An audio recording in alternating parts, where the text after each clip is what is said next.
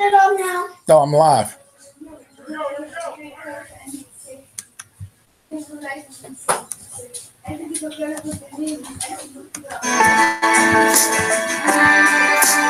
Junior's time introducing the Mitchell Family reality show. That's all I'm gonna get done.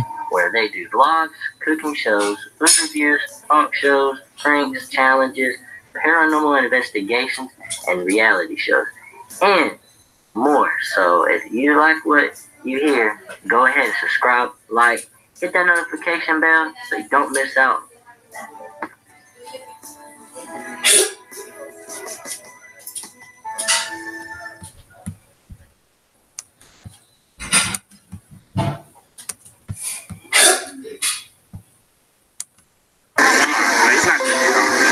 I got a few folks in the last presidential election at some colleges. It was funny, you know, the kids gave some write-in votes. Before Stan Lee acquired 4.6 million followers on Instagram. I have not been working in comics. I've been playing in comics. Before Stan Lee became the undisputed godfather of Marvel. When I was in Marvel, our whole place was about this big. It's unbelievable. Well, it's all thanks to you, right? That's right. Before Stan Lee would be responsible for the co-creation of Spider-Man, the Incredible Hulk, Fantastic Four, Iron Man, Thor, and the X-Men. Before Stan Lee would turn 95, yet continued to cameo in some of the highest-earning films of all time. You know, I guess one person can make it. Stan Lee is essentially the Hugh Hefner of superheroes and the comic book king.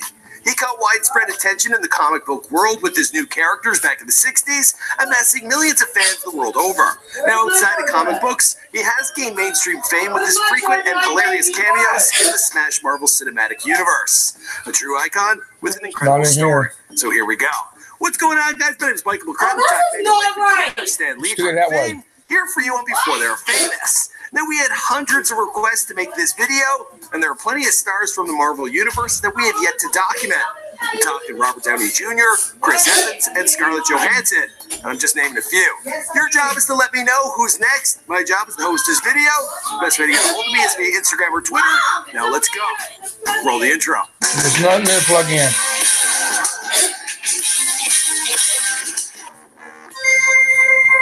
Be sure to subscribe and hit that bell. Boom! Stan Lee was born Stanley Martin Lieber on December 28th, 1922 in New York City, New York. I'm sorry I can't remember any more about my birth. His father, Jack Lieber, originally named Hyman, he trained as a tailor and a dress cutter. Celia Lieber, his mother, she was a housewife. Both of Stan's parents were Romanian and part of the 2.7 million Jews who fled America from Europe between 1876 and 1924. Stan's father, Jack, lost his job as a tailor during the Great Depression and used the family savings to open up a diner. Sadly, that also failed. And so he was unemployed most of the time. My earliest memories are just him sitting home reading the want ads in the newspaper. The family, which also included Stan's younger brother Larry, they moved to a small, cheap apartment in Washington Heights. Their apartment's only window faced a brick wall of another building, and Stan dreamed to be rich enough to afford a view of the street. So that's really all he was looking for. Now, one can only imagine what kind of inspiration came from constantly staring at a brick wall.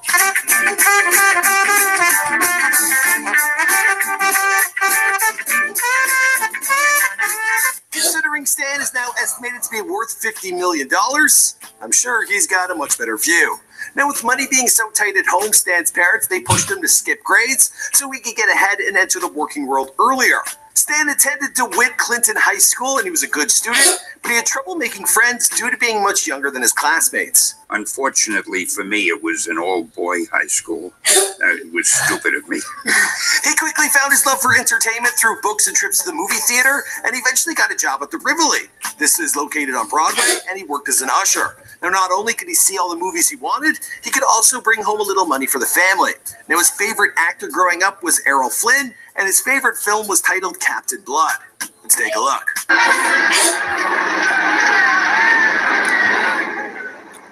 Does that look familiar at all? When Stan was 15, he entered a New York Herald Tribune newspaper contest writing about the week's biggest story, and he was given an award. The editor of the Tribune encouraged Stan to become a writer. an idea he decided to run with. While in high school, he took on a part job writing obituaries for the news section of famous people who hadn't yet passed away. Yeah, he quit that job because it was too depressing. You see, kids, you give me a hard time for making before they were gone videos, and mainstream media was writing them before people died, even back in the 30s. In 1939, a family friend got him a job at Timely Comics, which later would become Marvel Comics. The company's main bread and butter was in the publication of pulp fiction and porn magazines, but when these fell out of popularity, the company switched to comics. Stan's job title was to be an all-around gopher for the office and was paid the measly sum of $8 per week. Now, I did the math on that with inflation.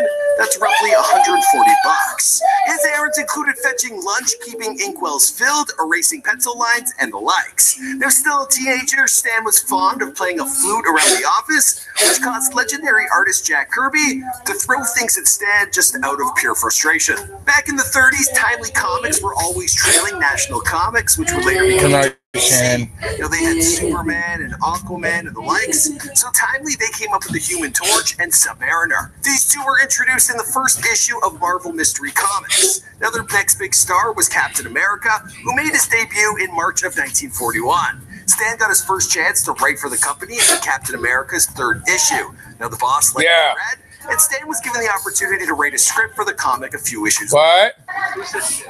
Here in the bicentennial year, what better superhero to beat than Marvel's own Captain America?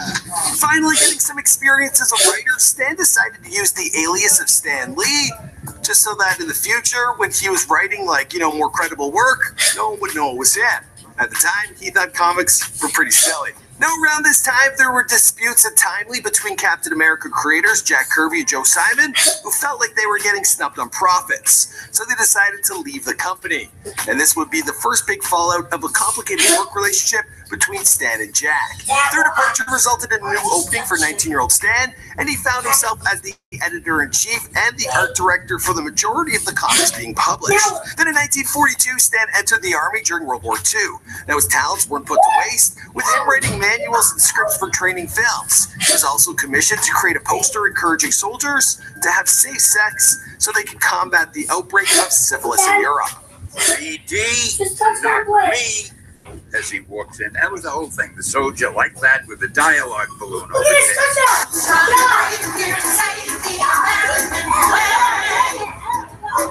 Not all of us kids go to the beach. When the war ended, Stan was 23 and moved to the Almanac Hotel in New York, and he returned to work. Upon returning home from the war, Stan hit on a beautiful woman who invited him up to her hotel room, and apparently they hit it off. According to his autobiography, he stated, "The reason I knew we hit it off so well because she didn't ask for payment. It turned out she was a very high-priced lady who was, to put it as gallantly as possible, in business for herself. She's a hooker." Get online for less and get happy with HostGator. Stan, you old dog, you. Now his bachelor days would soon come to an end when he met Joan Clayton Bucock, a working model who was married, but she was separated at the time. It's your bath, son, so you can lay down and relax. To finalize her divorce. And Stan, well, he tagged along. But she was a babe. This is the best looking man you've ever seen. Stan Lee. On December 5th, 1947, in a ceremony that only lasted 60 seconds, the couple wed. Instead of a honeymoon, they returned to New York and moved to the East Side. 3 years later, he welcomed his first daughter, JC, and another 3 years later, a second child, Jan.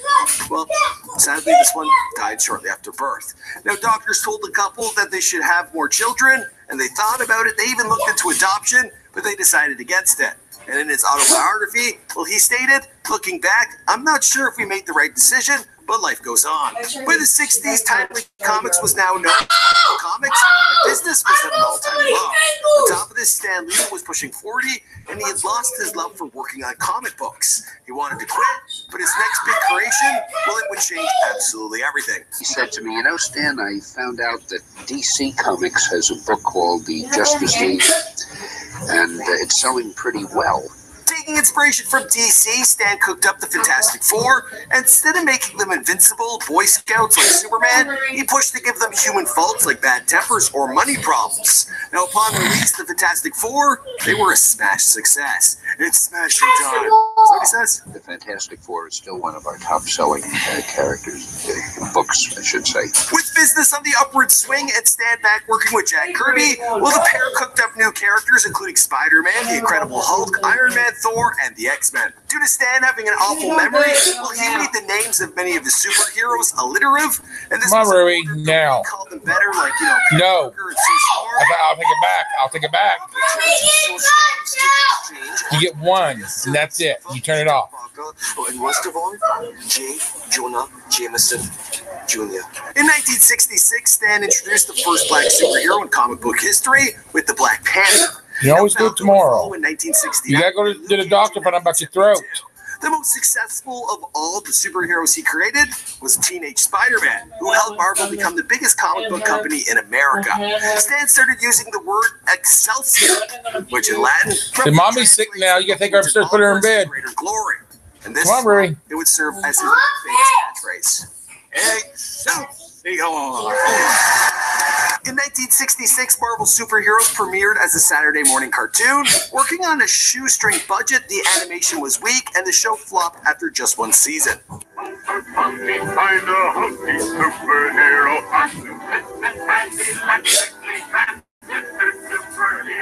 1972, Stan had worked his way up to the top job as Marvel's publisher. In 1977, Marvel saw their first major success in television with The Incredible Hulk starring Lou Ferrigno. The show ran for 4 seasons.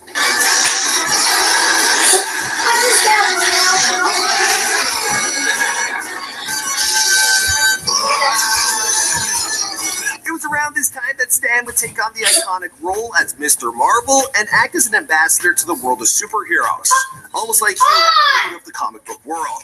In 1983, he posed nude with a comic book, and in 87, he held a public event in which he went to actors dressed as Spider-Man and Mary Jane. In 1988, Ron Perlman took over at Marvel, and he tripled Stan Lee's salary and made him the head of Marvel's films to develop movies. Now, in 1989, The Punisher was released. Following in 1991, Captain America came out, and both went straight to video. They were both under Stan Lee's leadership. Now, unfortunately, a lot of Stan's early attempts to have his characters work on other mediums, well, they were duds. Then in the 90s, the comic book bubble, it burst. Total sales of comic books dropped from $1 billion in 93 to less than $450 million in 96. That year, Marvel filed bankruptcy, but was bought up by Carl Icahn in 97. Now, Carl offered Stan a 2-year contract, so Stan sued him, and then he earned himself a lifetime position of chairman emeritus. This basically gives him all the honor, but none of the work. Not a bad gig. By 2000, Marvel was making big movies. First was X-Men, then there was Spider-Man in 2002. Daredevil and the Hulk, they came out in 2003. Okay, they didn't do as good, but they all did pretty well. Well, the first 2, they did really well. In 2001, Stan started POW Entertainment to develop movies and television shows based on upcoming superheroes. One of the most popular was Stripperella, voiced by Pamela Anderson. Wait till you see this.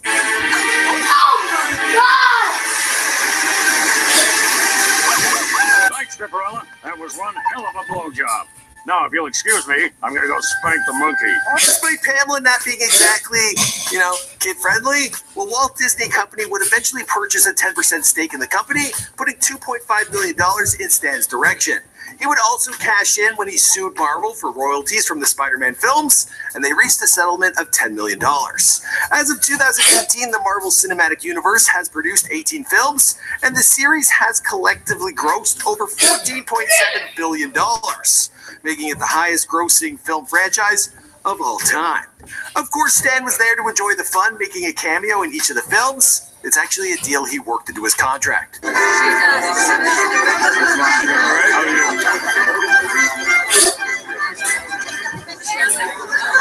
Invitation, sir. I should be on that list. My name's Michael McCrudden, and we make all sorts of bios here on this channel. You guys requested this one. I hope you enjoyed it. It was a long one. See you guys in another video. The only task.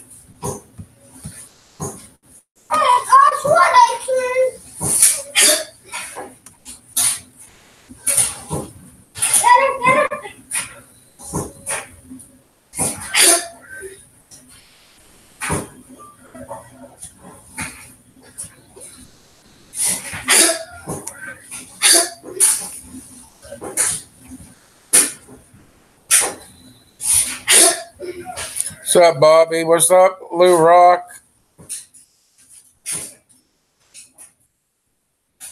Jeremy? What's up, guys? So, yes, you saw Stan Lee, the man, passed away today at age 95. So, there's some history about Stan Lee, the man. So, we're going to end this with this. I want to thank you for watching the Mitchell Family Reality Show TV. Please make sure you hit the thumbs up, hit the share button, hit the subscribe button so you can join our family. If you recently have subscribed, please understand you're not a subscriber, you're not a viewer, not a watcher, not a subscription. You're family. So welcome to the Mitchell Family Reality Show TV's family. Welcome to our family. See, I include everybody that's part of this family. Folks. But y'all check out the description, ladies and gentlemen. We're going to leave you with this. Let you see what the Mitchell Family Reality Show TV has coming your way next.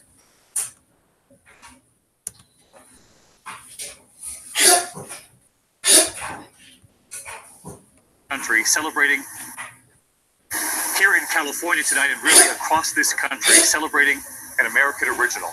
The man who brought superheroes to life by making them human.